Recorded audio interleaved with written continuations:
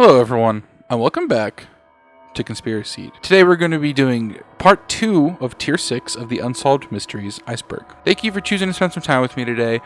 It really means a lot. I hope you enjoy the video, and let's just get into it. Nothing like being subscribed to Conspiraseed on YouTube. Nothing like it. The House Jarvie Gravel Pit Murders is a series of 2, 3, or maybe even 4 murders that are connected to a gravel pit in the House Jarvie municipality in Finland, about an hour north of the country's capital. The first person associated with this killer is someone by the name of Helena. She left her friend's apartment around midnight and was waiting for her train on the platform when a dark-haired man approached her. The man asked where she was going, and she told him she was headed to a nearby city, in which he offered her a ride in his car. Since she was drunk, she agreed. The man then drove to a dark gravel pit and stopped the car. He tried to persuade her to spend the night in the car, but she refused and said that she wanted to go home. At this point, the man told her that he needed to urinate and left the car. Helena also said, "You know what, I also kinda gotta go potty." So she squatted outside the car, and the man struck her in the back of the head with the blunt end of a knife. Lucky for Helena, she was actually wearing a woolen cap that cushioned the blow, and she managed to get up and run into the nearby forest. Eventually, she got help at a nearby house. While she was running, she said that she heard the man say something about things not having worked out this time and returning to his car. His alleged second victim is a woman named Tula, who left a psychiatric hospital in order to attend a meeting about her son's custody case. However, she never arrived to that meeting. The next day, her body was discovered by a villager when he went to inspect the damages caused by the blizzard from the night before. According to police, time of death was around midnight, and she had suffered many injuries. Her body was found less than 100 meters from the gravel pit where Helena was taken. Next was Marit. She disappeared in August of 1993 and was never seen again. Due to the circumstances and location of her disappearance, police believes that the same person was responsible for her disappearance. Her body or person has never been found, and the investigation remains open today. In 2017, the media published that a possible fourth case was uncovered. In 1989, a drunken 30-year-old woman had just exited a restaurant when a man offered her a ride. The woman was also driven to a forest near a gravel pit and was able to escape. This hadn't come out to the authorities until her mother brought it up years later, after this fourth woman had passed away of natural causes. Okay, so super long name, but the 1998 abduction of 4 engineers in Chechnya is the abduction of 4 UK-based specialists by unidentified Chechnyan gunmen. On the night of October 3rd, 1998, a heavily armed group of Chechnyan-speaking men captured the 4 foreign workers from their home in Grozny, which is actually, ironically enough, right next to the headquarters of the Chechen security team assigned to fight the plague of kidnappings in the area. The group of engineers had bodyguards, and the attackers actually fought a short gun battle with one of them, but he was only lightly armed. The nearby anti-kidnapping task force did not respond or react to the shooting in any way because they said they were not aware that foreigners were at that house and gunfire was frequent in the city at night. All of the law enforcement agencies of the Chechnyan Republic got involved in the search for the victims. On the upside, more than 60 hostages were released as officials raided the homes of suspects, but the engineers were not found. On October 8th of that year, a spokesman for Chechnya's security ministry said that they were probably alive and well, but the kidnappers had not set demands for their release. After nearly 2 months, at the end of November, the kidnappers called Granger Telecom, which is where the men worked, promising that the hostages were alive and well, and they demanded a ransom of $10 million. The British government already announced that it was their policy not to pay ransoms, but Granger Telecom agreed to find the money. However, on December 8th, the engineers' heads were found in a sack on the side of the highway and were identified by one of the bodyguards. In a press conference on December 10th, Chechnya's vice president showed a recovered videotape in which the kidnappers forced the 4 to dress in military uniforms and confess in Russian to spying for German, English, and Israeli special services as well as the CIA. According to Chechnyan security forces, they were executed at an unused factory after a failed rescue attempt, and it was suggested that their death was a show of defiance to the authorities from the kidnappers. Family members of the engineers said that the failed rescue attempt ruined joined delicate negotiations that were going on between Granger and the kidnappers. Their bodies were found on December 29th and exhumed to the UK. According to officials, the men were starved of food and water, repeatedly beaten, and finally decapitated with a large knife. There have been some suspects, but no one has ever been tried for these crimes. Okay, so the Leathers Oil Company murders is only technically unsolved. There is an accused person, but they've been in hiding since 1994 and not found, so no one's ever been convicted, so it's technically unsolved, so we're going to cover it. Tyrone Tice, a 20-year-old station manager at the Leathers Oil Company gas station in Gresham, Oregon, was fired on August 31st, 1993, after allegedly stealing $30 from the station. After he had been fired, he actually returned the stolen money and formally apologized, but was not given his job back. On the morning of January 17, 1994, a customer entered the gas station and discovered the bodies of 3 employees, Virginia Endicott, Rosaline Faye Gertz, and Mary Carey. Law enforcement said that about $9,000 was missing, and they believed that the victims had been taken into the storage garage at gunpoint, ordered to lay face down on the floor, and each shot in the back of the head execution style. A break in the case came the next month, on February 10, 1994, when an informant called law enforcement with a lead. Law enforcement received the name Tyrone Tice about 2 days after that, and his apartment was searched by law enforcement. On February 16th, a county judge signed an arrest warrant accusing Tice of 3 counts of aggravated murder, but law enforcement were unable to locate him. A federal warrant was then issued the following day, claiming that he had fled to Idaho to avoid prosecution. His friend, Lori Stevens, and cousin, Lawrence Scherf, were questioned by law enforcement. Lori was then arrested and charged with felony murder for driving the getaway vehicle from the crime scene, and Lawrence, who was also in the vehicle, was arrested 2 days later. According to Lori's husband, she had driven both men to the gas station on the morning of the murders, but was unaware that Tice intended to rob the station. Lori and Lawrence remained in the vehicle while Tice entered, then exited the station. Despite this, Lori pleaded guilty to her charges on October 18th, 1994. Both Lori and Lawrence were convicted and served 10 years in prison for their roles in the murders. As part of the plea bargain for reduced prison sentences, they both agreed to testify against Tice when he's brought to trial. However, his whereabouts still remain unknown. According to a 2011 profile of the case by America's Most Wanted, law enforcement assumes that Tice is still alive and possibly still in the USA under false identity. As mentioned earlier, this one is all but solved, as once Tice is found, he will almost certainly be found guilty.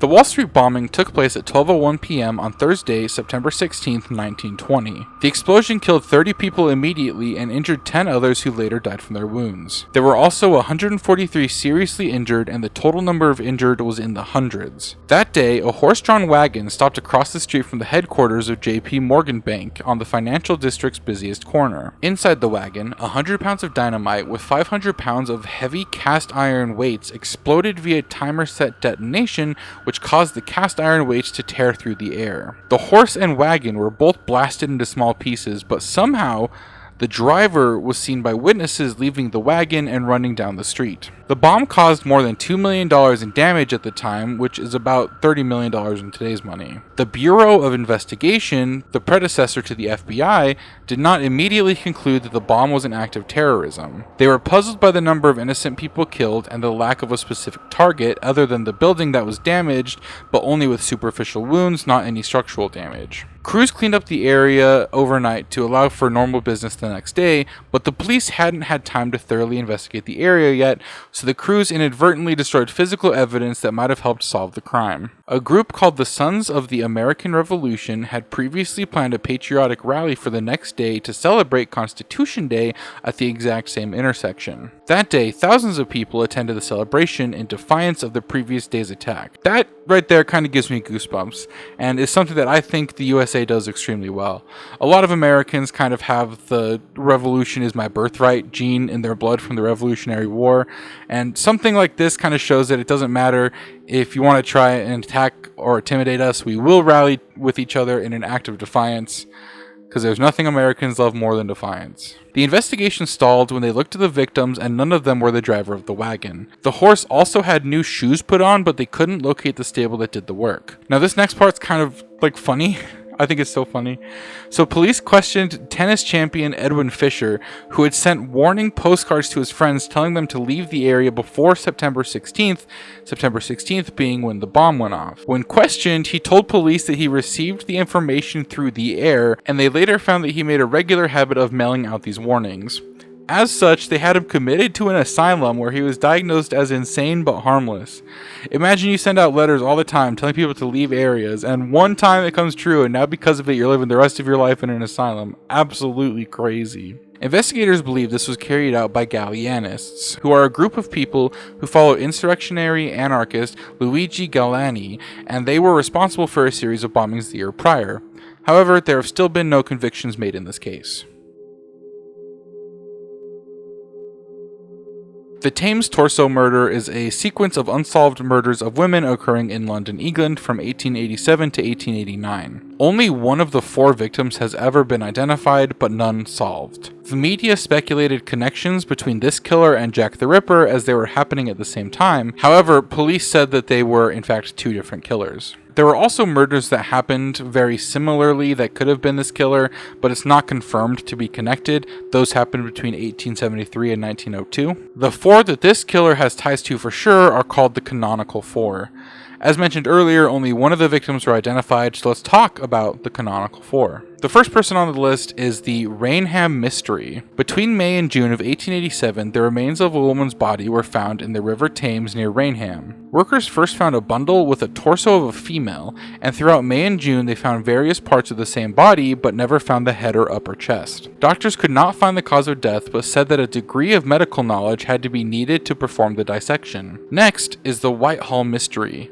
Between September 11th and October 17th of 1888, the dismembered remains of a woman were discovered at 3 different sites in the center of the city. The torso was matched to a right arm and shoulder that had been previously found on a muddy river shore. Later, with the help of a dog, the police found a left leg buried near a construction site. The third case is the only one to have ever been identified. Her name was Elizabeth Jackson, and her torso was found in the Thames on June 4th, 1889. Eventually, the left leg, lower part of the abdomen, the liver, the upper part of the body, the neck and shoulders, the left foot, the left arm and hand, the buttocks, pelvis, and right arm and hand were all found. It was concluded that she was pregnant at the time of the murder, and while her head was never found, the victim was identified as Elizabeth Jackson, a homeless prostitute. The fourth and last of the Canonical 4 is the Pinchin Street Torso Murder. On September 10th, 1889, a police constable found the headless and legless torso of an unidentified woman under a railway arch. Extensive bruising around the victim's hip, back, and arm indicated that she had been severely beaten shortly before her death. Despite an extensive search, no other sections of her body were ever found.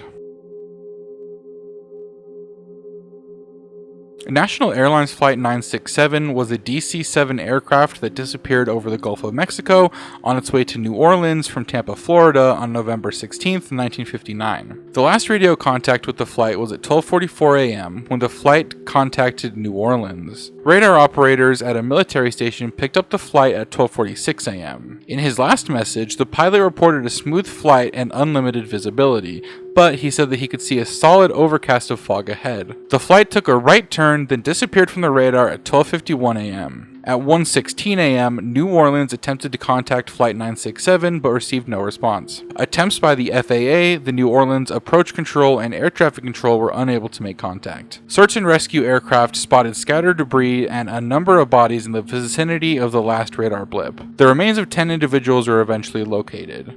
The main section of the wreckage has never been found, despite extensive efforts of the Navy and Coast Guard divers. An executive officer of the Coast Guard stationed at New Orleans said that the plane might have exploded when it accidentally flew too low and struck the water. He also mentioned that the passengers apparently had no warning, as only one life preserver was found among the debris. However, a Pennsylvania paper speculated that the aircraft may have been brought down by a bomb, mentioning that the search team believed there was an explosion but didn't agree about when or why it occurred. A hypothesis arose that one passenger, William Taylor, who had befriended a convicted criminal, Robert Spears, boarded the plane with a piece of luggage that contained a bomb. William boarded the flight using a ticket issued to Robert. When the aircraft was destroyed, authorities assumed that Robert had been a victim and that his wife would be able to collect on his giant life insurance. However, William purchased life insurance in his own name at the airport right before the departure.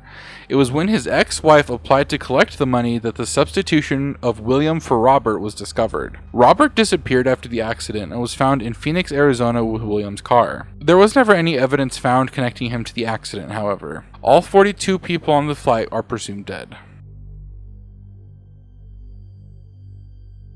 Another flight, National Airlines Flight 2511, was a U.S. flight from New York to Miami, Florida. The airplane, a DC-6, exploded in midair in 1960. There were 29 passengers and 5 crew on board, and all 34 people died. The crew checked in with the Wilmington Airport at 2:07 a.m. and later reported flying over the Carolina Beach radio beacon at 2:31 a.m. This was the last radio contact with the airplane. After losing contact with the aircraft, the U.S. Coast Guard and Navy began an intensive search along the southeastern coast of the U.S. The search was called off the following day, however, when National Airlines received word that there was a plane down in North Carolina. At about 2:45 a.m., a farmer heard the sound of an engine cutting in and out, followed by the tearing of metal and then an explosion. Later that morning, after his teenage son found an airplane wreckage in their fields, the farmer drove to Bolivia, North Carolina, which had the nearest phone. He called the Wilmington airport to report to the downed plane at approximately 7 a.m. The most likely explanation of the explosion was a suicide bombing due to substances found on one of the passengers, Julian Frank. Much like the last entry we talked about, Julian had a giant life insurance policy on him, and it's believed that with the life insurance and the odd substances found on his person, that he's the person responsible for the explosion, but it has never been confirmed. Okay, so this entry is going to be short. The 1933 United Airlines Boeing 247 mid-air explosion. It's just like the previous two. The plane exploded mid-air. No one's sure who's responsible. All 7 people on board were sadly killed. Tammy Cooper, who was 45 years old, moved from Dallas, Texas to Lubbock, Texas in hopes of a fresh start. This raised some red flags for her close friend, Carla Mann, as it seemed that on the outside, her life was good for her and her 3 kids, Mahogany, Cadice, and Kashim Allen. However, this fresh start was never to be, as on October 24, 2004, police were called to her apartment in East Lubbock where they found all 4 of them dead. They were badly beaten, cut, and fatally stabbed with items believed to have been from the kitchen. There were signs of a struggle, and it's believed that Tammy fought tooth and nail to try and protect her kids. It was later discovered that a friend of Tammy's was on the phone with her around the time of the murders. The friend stated that they heard a loud knock on Tammy's end of the phone, followed by a deep male voice saying, "Get off the phone, get off the phone, we need to talk." Tammy responded with, "How did you find me?" The friend on the phone asked Tammy who it was, and Tammy said that she wouldn't know him. The suspect is suspected to be someone she knows, as the friend described her tone as being normal with no panic in her voice. She told her friend that the guy's name was Butch and that he was a burly black individual, then hung up the phone. The identity of Butch has never been found. But who is Butch? It seems like he knew her from her life in Dallas, and she actually probably moved to avoid him. She left a good life in Dallas for seemingly no reason, and then suddenly after she moved, this Butch character shows up, and then they're found dead. What's the motive? What does Butch have against Tammy and her kids? The world may never know. And that's the end of Tier 6 of the Unsolved Mysteries Iceberg. I truly hope you enjoyed. If you have any comments or video ideas, leave them down in the comments down below.